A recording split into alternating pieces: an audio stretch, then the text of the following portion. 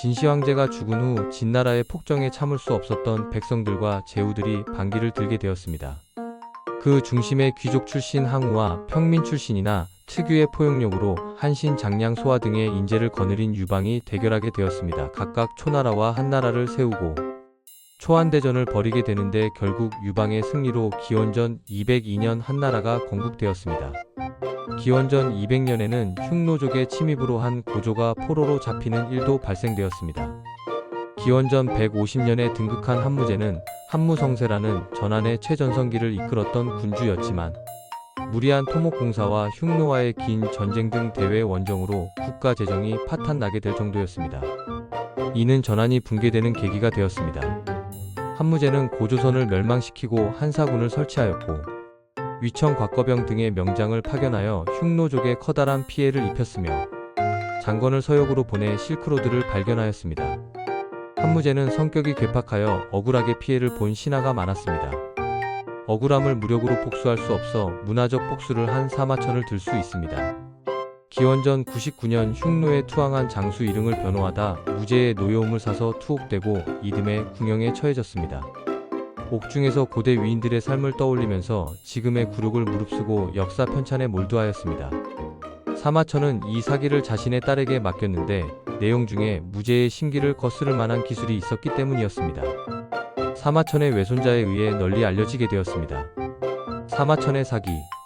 사기는 130편으로 쓰여졌는데 250페이지 책 10권에 해당하는 분량이었습니다. 중국 역사 초기 오제에서 한무제까지 왕들이 연대기와 역사적으로 중요한 제후나 영웅들을 소개하였는데 본기, 세가, 열전 등으로 나누어 집필하였습니다. 115편 조선 열전에서 우리나라를 소개하였습니다. 제1편은 백의와 숙제의 고사로서 주나라 문왕을 찾아갔을 때 문왕이 죽고 무왕이 등극하였는데 무왕의 행위가 인의에 위배된다고 하여 백의와 숙제 두 형제는 수양산에 들어가 고사리를 캐 먹다가 굶어 죽게 되었습니다. 마지막은 화식열전으로서 물질적 재물을 불리는 고사를 묘사하였습니다. 사기는 사마천이 49세 때 한무제에 의해 궁형을 당하고 억울함을 비유하며 집필한 중국 역대 대표적인 역사서입니다. 기원 후 8년 한나라 외척 왕망이 4살인 유자영 황제로부터 황제직을 선양받았습니다. 이 선양은 요순 임금 시절 혈연적 세습이 아닌 능력자에게 왕위를 양보하는 전통을 말하는 것이었습니다. 국가명을 신으로 개명하고 사유재산 금지, 고구려 및 서역을 침공하기도 하였는데 유수가 반란을 일으켜 23년 신이 멸망하고 유수가 수도를 낙양으로 옮기면서 25년 후한을 건국하였고 광무제로 등극하게 되었습니다. 광무제는 중앙집권체제를 공고히 하였으며 유학을 중시하였습니다. 후한 3대 장제는 반초를 통해 서역 원정을 실시하여 50여 개국을 평정하였는데 이때 흉노가 서쪽으로 대이동을 하면서 게르만족의 이동이 이루어지게 되었습니다. 이때 반초는 실크로드를 페르시아와 인도까지 확장시켰습니다. 107년 후한은 운영상 어려움이 있어 서역 도호부를 폐지하였는데 이후 혼란 시기가 겹치게 되었습니다. 후한 5대 상제, 6대 인제, 7대 소제, 8대 훈제, 9대 춘제, 10대 질제, 11대 환제로 이어지는데 10대 황제까지는 어린 시기에 즉위하여 외척이 횡포를 부리고 장성하게 되면 황관을 이용하여 외척을 견제하였으나 황관이 국정을 농단하는 등의 폐단이 이어져 왔습니다. 166년 1차 단고에 화가 일어났는데 지식계층에서 황관의 농단을 금지시켜달라고 상소를 올리면 황제는 잘못을 시정하지 않고 오히려 황관의 편을 들어 지식계층을 숙청하였습니다. 169년 12대 영제 재임 시절에도 2차 단고에 화가 일어났는데 지식계층을 탄압하고 황관을 두둔하였습니다. 이때 황관 무리 십상시가 활개를 쳤고 민생이 파탄나기에 이르렀습니다. 이에 외척하진이 황관을 제거하려다가 오히려 황관에게 살해되었습니다. 하진의 부하였던 원소가 성으로 진입하여 황관들을 제거하였습니다. 이때 동탁이 헌제를 옹립하고 권력을 장악하였습니다. 원소는 반동탁 세력을 모으기 시작하였습니다. 190년 수도를 낙양으로 천도하였고 192년 동탁의 양아들 여포가 동탁을 살해하였습니다. 조조는 동탁의 잔당들을 제거하고 헌제를 옹립하고 196년 수도를 자신의 고향인 허도로 천도하였습니다. 200년 조조는 관도 대전에서 원소를 굴복시켰으며 208년 적벽 대전에서 송권 유방 연합 세력에게 패해 남하를 저지당하게 되었습니다. 209년 송건이 관우를 살해함으로써 유방과의 동맹이 깨지게 되었습니다. 220년 조조가 사망하게 되어 대를 이어 조비가 위나라를 선포하였습니다.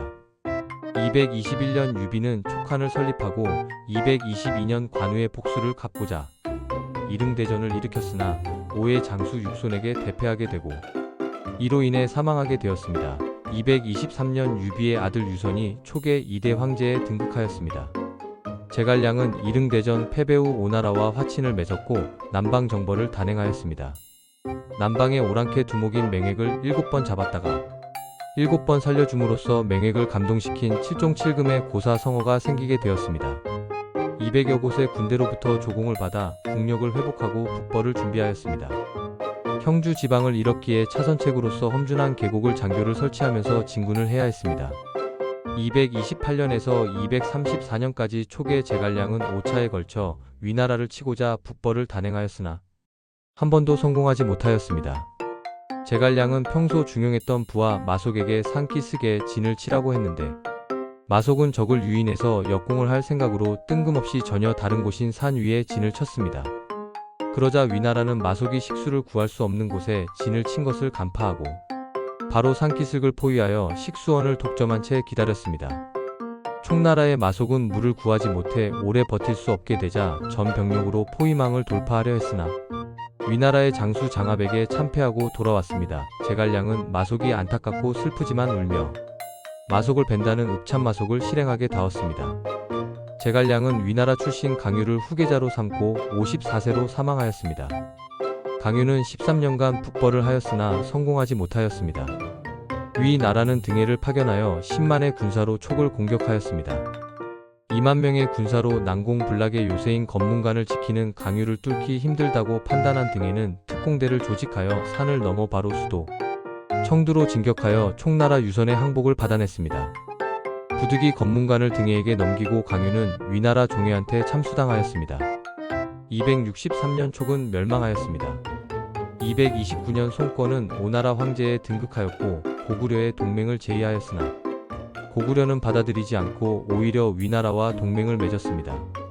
이후 요동 땅을 점령하였는데 위나라가 고구려를 공격하였으나 고구려 동천왕이 이를 격퇴시켰습니다. 249년 위의 신하였던 사마이가 정변을 일으켜 권력을 장악하였습니다.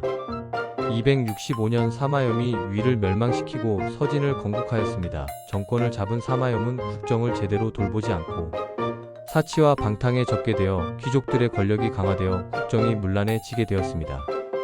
280년 서진은 전국을 통일하였고 291년에는 파랑의 난이 일어났습니다.